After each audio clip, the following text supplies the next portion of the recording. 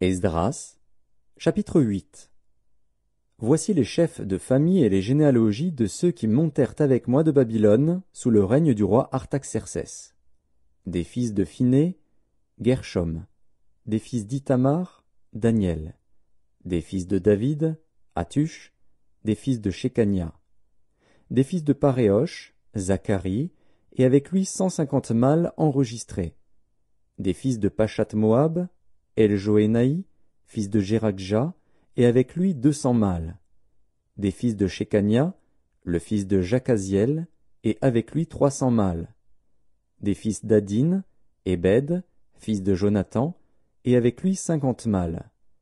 Des fils d'Élam, Ésaïe, fils d'Athalia, et avec lui 70 mâles. Des fils de Shéphatia, Zébadia, fils de Michaël, et avec lui 80 mâles.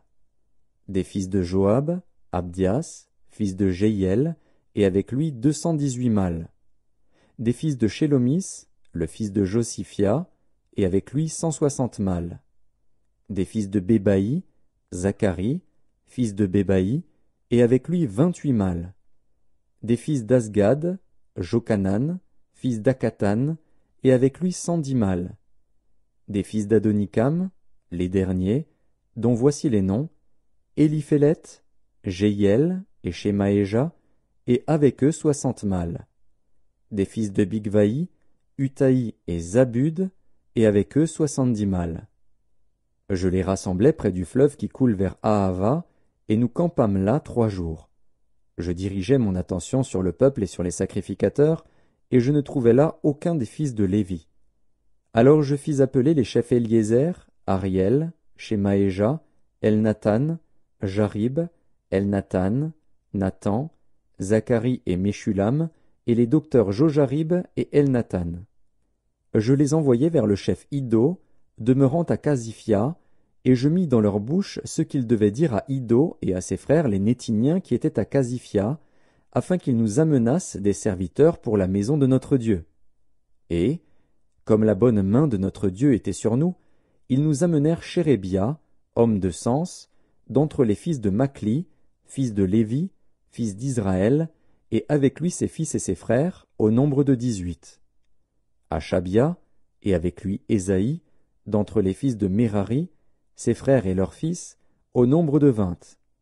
Et d'entre les Nétiniens, que David et les chefs avaient mis au service des Lévites, 220 Nétiniens, tous désignés par leur nom. Là, près du fleuve d'Ahava, je publiai un jeûne d'humiliation devant notre Dieu, afin d'implorer de lui un heureux voyage pour nous, pour nos enfants, et pour tout ce qui nous appartenait. J'aurais eu honte de demander au roi une escorte et des cavaliers pour nous protéger contre l'ennemi pendant la route, car nous avions dit au roi, « La main de notre Dieu est pour leur bien sur tous ceux qui le cherchent, mais sa force et sa colère sont sur tous ceux qui l'abandonnent. » C'est à cause de cela que nous jeûnâmes et que nous invoquâmes notre Dieu, et il nous exauça. Je choisis 12 chefs des sacrificateurs, Chérébia, Achabia, et 10 de leurs frères.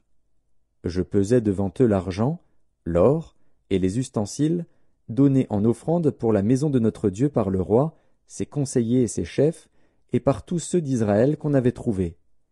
Je remis entre leurs mains 650 talents d'argent, des ustensiles d'argent pour 100 talents, 100 talents d'or, 20 coupes d'or valant 1000 darics, et 2 vases d'un bel airain poli, aussi précieux que l'or. Puis je leur dis, « Vous êtes consacrés à l'Éternel. Ces ustensiles sont des choses saintes, et cet argent et cet or sont une offrande volontaire à l'Éternel, le Dieu de vos pères.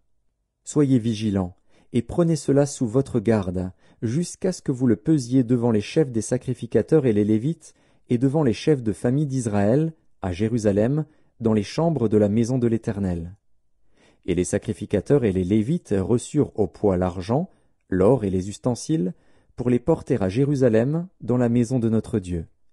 Nous partîmes du fleuve d'Ahava pour nous rendre à Jérusalem, le 12e jour du 1er mois. La main de notre Dieu fut sur nous et nous préserva des attaques de l'ennemi et de toute embûche pendant la route. Nous arrivâmes à Jérusalem, et nous nous y reposâmes 3 jours. Le 4e jour, nous pesâmes dans la maison de notre Dieu l'argent, l'or et les ustensiles que nous remîmes à Mérémoth, fils d'Uri, le sacrificateur. Il y avait avec lui Éléazar, fils de Phiné, et avec eux les Lévites Josabad, fils de Josué, et Noadia, fils de Binui. Le tout ayant été vérifié, soit pour le nombre, soit pour le poids, on mit alors par écrit le poids du tout.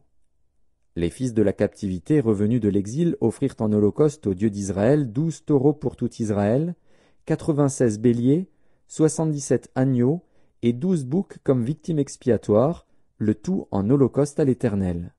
Ils transmirent les ordres du roi aux satrapes du roi et aux gouverneurs de ce côté du fleuve, lesquels honorèrent le peuple et la maison de Dieu.